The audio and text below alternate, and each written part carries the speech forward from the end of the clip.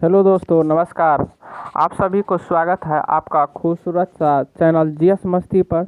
दोस्तों, आज मैं महेश कुमार वर्णमाल का बुक से एनसीईआरटी का सार संग्रह का फर्स्ट पार्ट लेकर आया हूँ, जिसमें भारतीय राज्य व्यवस्था से शुरू करते हैं। तो दोस्तों, महेश कुमार वर्णमाल की बुक जितने भी पीसीएस के एग्ज़ाम है सभी के लिए बहुत ही बेनिफिशियल है। तो दोस्तों, आज मैं फर्स्ट पार्ट लेकर आया हूँ। चलिए स्टार्ट करते हैं भारत के संवैधानिक विकास से। तो दोस्तों, इसमें पहला जो है रेगुलेटिंग एक्ट 1773 द्वारा सर्वोच्च न्यायालय की स्थापना कहाँ की गई थी? तो सर्वोच्च न्यायालय की स्थापना दोस्तों कोलकाता में 1774 में की गई थी। रेगुलेटिंग एक्ट 1773 द्वारा सर्वोच्च न्यायालय की स्थापना कहाँ की गई थी? तो कोलकाता में 1774 में की गई थी। इसी तरह आगे देखते हैं दोस्तों, भारतीयों को भारत के प्रशासन में भाग लेने का अधिकार किस अधिनियम द्वारा प्राप्त है? तो चार्टर एक्ट 1837 द्वारा प्राप्त है। भारतीयों को भारत के प्रशासन में भाग लेने का अधिकार किस अधिनियम द्वारा प्राप्त है? तो चार्टर एक्ट 1833। भारतीय संविधान परिषद को बजट पर बहस करने का शक्ति किस अधिनियम द्वारा प्राप्त हुई है? तो भारत परिषद अधिनियम 1892। भारतीय विधान परिषद को बजट पर बहस करने की शक्ति किस अधिनियम द्वारा प्राप्त हुई है? भारत परिषद अधिनियम 1892। केंद्रीय विधानमंडल सर्वप्रथम किस अधिनियम द्वारा द्विसदनीय बनाया गया है? 1919 के भारत शासन अधिनियम द्वारा। केंद्रीय विधानमंडल सर्वप्रथम किस अधिनियम द्वारा द्विसदनीय बनाया गया है? 1919 के भारत शासन अधिनियम द्वारा। भारत के राष्ट्रपति को अध्यादेश निर्गत करने की शक्ति मूलतः किस अधिनियम से प्रेरित है? भारत शासन अधिनियम 1935। भारत के राष्ट्रपति को अध्यादेश निर्गत करने की शक्ति मूलतः किस अधिनियम से प्रेरित है? तो भारत शासन अधिनियम 1935। भारत का संवैधानिक विकास। देखिए दोस्तों, भारत का संवैधानिक विकास का बात करें तो इसका दो पार्ट है। एक ईस्ट इंडिया कंपनी का अंतर्गत है, दूसरा क्या है? ब्रिटिश क्राउन के अंतर्गत।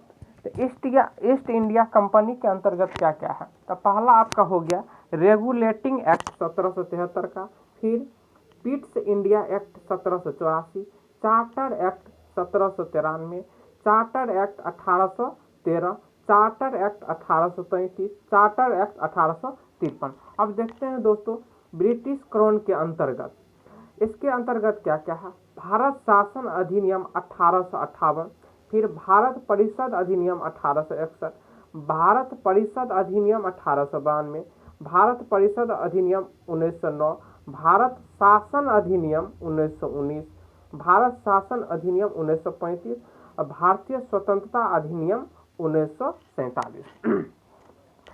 केंद्र में द्वैध शासन व्यवस्था किस अधिनियम द्वारा लागू की गई? तो भारत शासन अधिनियम 1935 द्वारा द्वैध शासन व्यवस्था को लागू किया गया। केंद्र में द्वैध शासन व्यवस्था किस अधिनियम द्वारा लागू की गई? तो भारत शासन अधिनियम 1935 के द्वारा भारत में केंद्र में द्वैध शासन व्यवस्था की लागू की गई है। ब्रिटिश भारत में किस अधिनियम में संघीय शासन का प्रावधान है? तो भारत शासन अधिनियम 1935। ब्रिटिश भारत में किस अधिनियम में संघीय शासन का प्रावधान है? भारत शासन अधिनियम 1935। अखिल भारतीय संघ स्थापित करने का प्रावधान किस अधिनियम में किया गया है? भारत शासन अधिनियम 1935। अखिल भारतीय संघ स्थापित करने का प्रावधान किस अधिनियम में किया गया है? भारत शासन अधिनियम 1935। भारत के संविधान में केंद्र और राज्यों के मध्य किया गया शक्तियों का विभाजन भारत सरकार अधिनियम 1935 पर आधारित है। भारत के संविधान में केंद्र और राज्यों के मध्य किया गया शक्तियों का विभाजन भारत सरकार अधिनियम 1935 पर आधारित है। एक निर्वाचित संविधान सभा द्वारा भारत के संविधान का निर्माण करने का प्रस्ताव किसके द्वारा किया गया? क्रिप्स मिशन द्वारा किया गया। एक निर्वाचित संविधान सभा द्वारा भारत के संविधान का निर्माण करने का प्रस्ताव किसके द्वारा किया गया था? क्रिप्स मिशन के द्वारा किया गया था। भारतीय संविधान सभा का गठन किसके अंतर्गत किया गया था? कैबिनेट मिशन के अंतर्गत। कैबिनेट मिशन कब? 1946 में। भारतीय संविधान सभा का गठन किसके अंतर्गत किया गया था? कैबिनेट मिशन के अंतर्गत किया गया था। कैबिनेट मिशन द्वारा प्रस्तुत योजना के अनुसार संविधान सभा में प्रांतों में प्रतिनिधियों का निर्वाचन किस अनुपात में था? 10 लाख की जनसंख्या पर एक सदस्य। कैबिनेट मिशन द्वारा प्रस्तुत योजना के अनुसार संविधान सभा में प्रांतों से प्रतिनिधियों का निर्वाचन किस अनुपात में था? 10 लाख जनसंख्या पर एक सदस्य। भारतीय संविधान का निर्माण करने वाली संविधान सभा के सदस्यों का चुनाव किसके द्वारा किया गया था? तो विभिन्न प्रांतों की विधान सभाओं के द्वारा। भारतीय संविधान का निर्माण करने वाली संविधान सभा के सदस्यों का चुनाव किसके द्वारा किया गया था? विभिन्न प्रांतों की संविधान सभाओं के द्वारा। अब देखते हैं दोस्तों अंतरिम सरकार वर्ष 1946। अंतरिम सरकार, तो अंतरिम सरकार का सदस्य और उसका विभाग क्या क्या है उसको हम देखते हैं। तो दोस्तों पहले देखते हैं पंडित जवाहरलाल नेहरू। नेहरू का जो है किस विभाग इसके पंडित जवाहरलाल नेहरू के अंतर्गत कौन कौन विभाग था? राष्ट्रमंडल संबंध तथा विदेशी मामले। सरदार वल्लभ भाई पटेल गृह सूचना एवं प्रसारण मंत्रालय। डॉक्टर राजेंद्र प्रसाद खाद्य एवं कृषि मंत्रालय। जॉन मथाई उद्योग एवं नागरिक आपूर्ति। जगजीवन राम श्रम मंत्रालय। सरदार बलदेव सिंह रक्षा मंत्रालय। लियाकत अली खां वित्त मंत्रालय। सी राजगोपालाचारी शिक्षा एवं कला मंत्रालय। सी राजगोपालाचारी कौन मंत्रालय? शिक्षा एवं कला मंत्रालय। अब दोस्तों बात करते हैं रेगुलेटिंग एक्ट, आगे देखते हैं।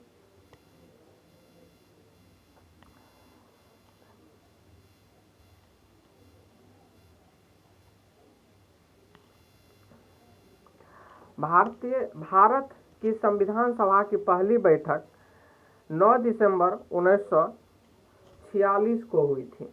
भारत की संविधान की पहली बैठक 9 दिसंबर 1946 को हुई थी।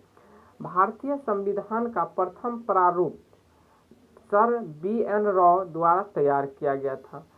भारतीय संविधान का प्रथम प्रारूप सर B.N. राव द्वारा तैयार किया गया था। संविधान सभा का अस्थायी अध्यक्ष किसे चुना गया था? डॉक्टर राजेंद्र प्रसाद को। भारतीय संविधान सभा को अस्थायी अध्यक्ष किसे चुना गया था? डॉक्टर राजेंद्र प्रसाद को। संविधान सभा में पंडित नेहरू द्वारा उद्देश्य प्रस्ताव कब प्रस्तुत किया गया? 13 दिसंबर 1946 को उद्देश्य प्रस्तुत किया गया। भारतीय संविधान के निर्माण काल में भारतीय संविधान के निर्माण काल में संविधान सभा के कुल कितने अधिवेशन हुए थे? 12 अधिवेशन। भारतीय संविधान के निर्माण काल में संविधान सभा के कुल कितने अधिवेशन हुए? 12। भारतीय संविधान के निर्माण में संविधान सभा को कुल कितने समय लगा? 2 वर्ष 11 महीना 18 दिन। भारतीय संविधान सभा के संवैधानिक सलाहकार कौन थे? Sir B.N. राव। भारतीय संविधान सभा के संवैधानिक सलाहकार कौन थे? Sir B.N. राव। भारत की संविधान सभा ने वर्तमान रूप में राष्ट्रीय ध्वज को कब अपनाया? 22 जुलाई 1947 को। भारत की संविधान सभा ने वर्तमान रूप में राष्ट्रीय ध्वज को कब अपनाया? 22 जुलाई 1947। संविधान सभा की प्रथम बैठक की अध्यक्षता डॉक्टर सच्चिदानंद सिन्हा ने की थी, जो कि अस्थायी अध्यक्ष थे। संविधान सभा की प्रथम बैठक की अध्यक्षता डॉक्टर सच्चिदानंद सिन्हा ने की थी, जो कि कौन थे? अस्थायी अध्यक्ष थे। भारत का संविधान कब स्वीकार किया गया? 26 नवंबर 1949 को। भारत का संविधान कब स्वीकार किया? 26 नवंबर 1949 को। भारतीय संविधान पूर्णतः कब लागू हुआ था? 26 जनवरी 1950 को। संविधान सभा 9 दिसंबर 1946 को संविधान सभा की प्रथम बैठक हुई थी। 9 दिसंबर 1946 को संविधान सभा की प्रथम बैठक हुई थी, जिसमें डॉक्टर सच्चिदानंद सिन्हा को अस्थायी अध्यक्ष और 11 दिसंबर 1946 को जो बैठक हुई उसमें डॉक्टर राजेंद्र प्रसाद को अस्थायी अध्यक्ष बनाया गया।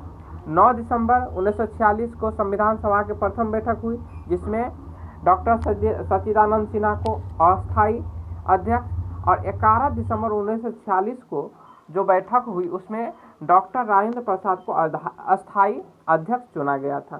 संविधान निर्माण का प्रारंभ 13 दिसंबर 1946 को पंडित जवाहरलाल नेहरू द्वारा प्रस्तुत उद्देश्य प्रस्ताव से हुआ, जिसमें 22 जनवरी 1947 को सर्वसम्मति से स्वीकार कर लिया गया। 26 नवंबर 1949 को भारतीय संविधान अंगीकृत किया गया, जबकि 26 जनवरी 1950 को पूर्णतः लागू किया गया। 26 नवंबर 1949 को भारतीय संविधान किसके द्वारा अधिनियमित किया गया? संविधान सभा के द्वारा। 26 नवंबर 1949 को भारतीय संविधान किसके द्वारा अधिनियमित किया गया? संविधान सभा के द्वारा। जन गण मन को भारत के राष्ट्रगान के रूप में कब अपनाया गया? 24 जनवरी 1950 को। जन गण मन को भारत के राष्ट्रगान के रूप में कब अपनाया गया? 24 जनवरी 1950 को। भारत सरकार द्वारा अशोक स्तंभ को राष्ट्रीय चिन्ह के रूप में अंगीकृत किया गया 26 जनवरी 1950 को।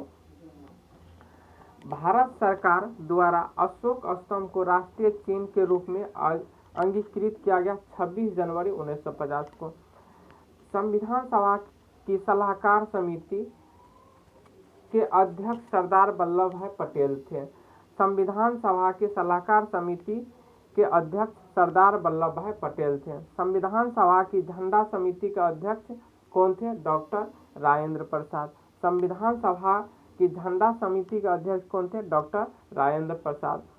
प्रमुख समितियां एवं उनके अध्यक्ष। संघ शक्ति समिति का अध्यक्ष कौन? पंडित जवाहरलाल नेहरू।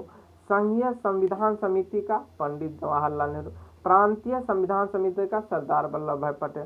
प्रारूप समिति का अध्यक्ष डॉक्टर भीमराव अंबेडकर। मौलिक अधिकार एवं अल्पसंख्यकों संबंधित परामर्श समिति सरदार वल्लभ भाई पटेल। प्रक्रिया नियम समिति डॉक्टर राजेंद्र प्रसाद। राज्य के लिए समिति पंडित जवाहरलाल नेहरू। संचालन समिति डॉक्टर राजेंद्र प्रसाद। संविधान सभा के कार्यों से संबंधित समिति के अध्यक्ष जे.बी. मालंकर थे। संविधान सभा के कार्यों से संबंधित अध्यक्ष जे.बी. मालंकर थे। Doctor B R. अम्बेडकर की अध्यक्षता में संविधान सभा के प्रारूप समिति में 6 अन्य सदस्य भी थे। तो दोस्तों आज मैं इस राजस्व व्यवस्था का भारतीय राजस्व व्यवस्था का फर्स्ट पार्ट लेकर आया हूँ और इसमें इसी तरह मैं सेकेंड थर्ड पार्ट लेकर के आऊँगा। तो दोस्तों आप लोगों को यदि वीडियो पसंद आया हो तो ज़रूर चैनल को सब्सक्राइब कर लेंगे और शेयर भी कर देंगे। तो मिलते हैं हम नेक्स्ट वीडियो में। जय हिंद।